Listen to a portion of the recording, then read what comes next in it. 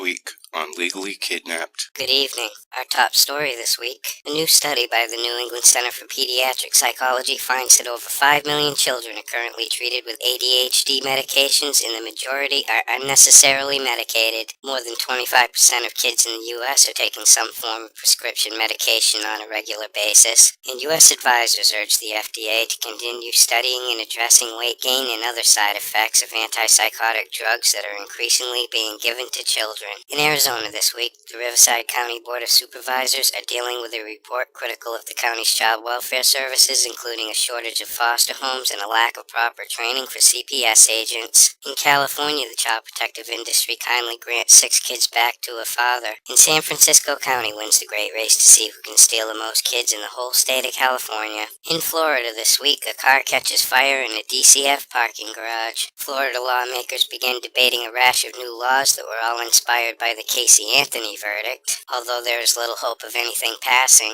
And the head of Florida's DCF is going to spend all kinds of money to beef up the child protective industry, all in response to the systematic failures and shortcomings in the case of a 10-year-old twin girl who was killed at the hands of her adoptive parents. In Washington, D.C., the child protective industry lays off 10 CPS agents in an effort to address budget shortfalls. And more transparency is being called for in D.C.'s child welfare system, as it is discovered that they housed a foster kid in a homeless shelter. In Colorado this week, the Court of Appeals rules that foster parents do not have a constitutionally protected liberty interest in a continued relationship with a foster child, and that their rights are derived from a contractual relationship with the state. In Illinois, Catholic Charity stands to lose half of its revenue thanks to the states canceling their foster care contract due to their refusal to house and sell your children to gays. The state of Maine will receive more than $30 million from the federal government over the next 4 years to expand the number of CPS agents visiting parents and children in their homes. And in Nevada, the Clark County Commission approved funding to expand a program to pay for lawyers to represent the children in foster care. In New York, a family court judge proposes sending all nonviolent juvenile offenders to family court, which would remove the prosecutor's discretion on whether or not to try them as adults. And the U.S. House of Representatives passes a foster care waiver bill aimed at giving child welfare officials the funds to experiment with new strategies for protecting children. In Malta this week, a woman is given a suspended jail sentence for running a fraudulent adoption ring in Pakistan.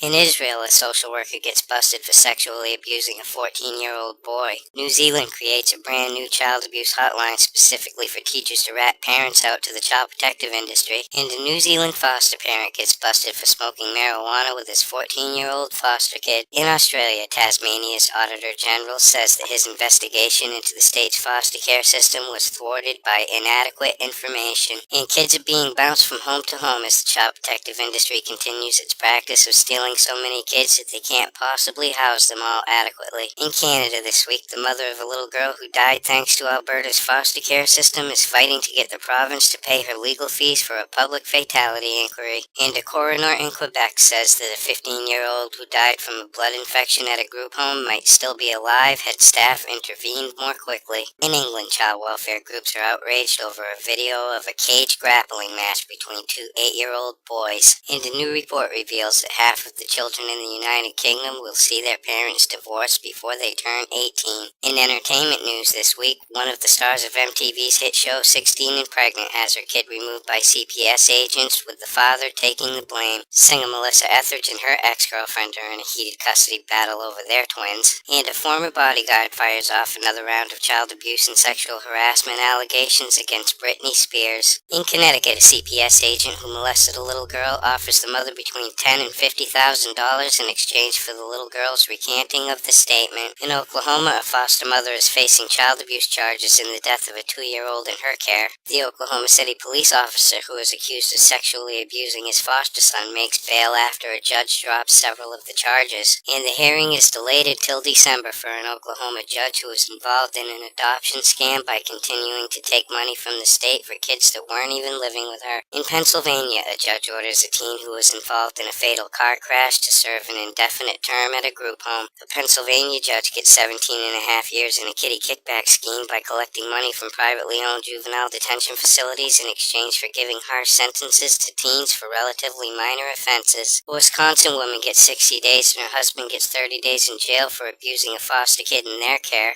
And an 18-year-old from Washington claims claims that she was sexually abused while in a foster home. In Hawaii, a 9-month-old dies while in foster care. In New Hampshire, somebody swipes all the money from a spaghetti dinner fundraiser for the Foster Parent Association. In Nevada, Clark County commissioners approve a $267,000 settlement in a lawsuit brought on by 3 children who were sexually abused in foster care. And in Ohio, a CPS agent who was screwing with a family gets attacked by a pit bull. In New York this week, the FBI joins in on the search for a mother who rescued her 8 kids from the foster care system during a supervised visit. The director of the foster care agency denies fault for the rescue, claiming that several supervisors were monitoring the visit. And experts are saying that it's actually quite common for real parents to contemplate kidnapping when their kids have been stolen by CPS agents and thrown into the foster care system. In Rhode Island this week, a school district plans to start monitoring student movement by implanting microchips into their school book bags, and the FDA approves a computer microchip for use in humans. The state of Oklahoma has paid out $3.4 million to settle lawsuits brought against the child protective industry since 2005. And finally tonight, a Michigan lawyer who is known for handling messy divorce cases found himself the victim of a car bombing after a bomb went off in his car while he was driving his 2 sons to football practice. For these stories and all the latest dirt on the child protective industry, visit www.legallykidnapped.com. And until next week, this is Baby LK,